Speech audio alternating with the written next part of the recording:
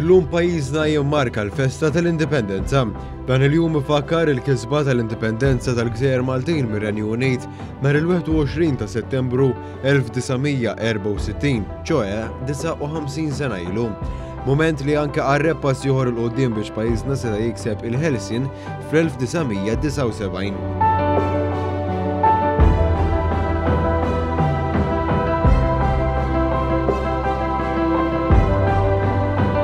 Ma' tokki ta' 9 ta' filgħodu fjum imsaħħab il-Gwardja tal-Onur u l-Banda tal-Forzi Armati immarkaw din l-okkażjoni f'Misraħ San Ġwan fil-preżenza tal-President ta' Malta Dr. George Vella.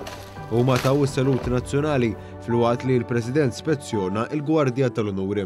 Fl-okkażjoni tad-59 anniversarju ta' Malta Indipendenti saret ukoll il-Qudiesa Pontifikali fil-Konkatedral ta' San Ġwan bil-kant tat-Tedew iċċelebrata mill-Arċisqof Monsignor Charles J. Scicluna. Għal din il-Qudiesa attenda l-President ta' Malta Dr. George Vella flimkien ma' Sinjura tiegħu il-Ministru Owen Bonnici fisem il-Gvern, il-kap tal-Oppożizzjoni flimkien ma' numru ta' membri parlamentari miż-żewġ naħat tal-Kamra u mistiedna distinti oħra. Il-Prim Ministru Robert Abela jinsab barra minn Malta fuq impenji tal-Gvern. Segwiet imbagħad iċ-ċeremonja ta' tqiegħed tal-fjuri fuq il-Monument tal-Indipendenza fil-Furjana bil-bnadar Maltin iperpru fl-isfond l-ogħla awtoritajiet tal-pajjiż poġġew bukketti tal-fjuri fuq il-monument. Filwaqt li ċ-ċeremonja ntemmet bil-kant tal-Innu Malti, l-Armata tat salut b'21 tir sparati bil-kanuni.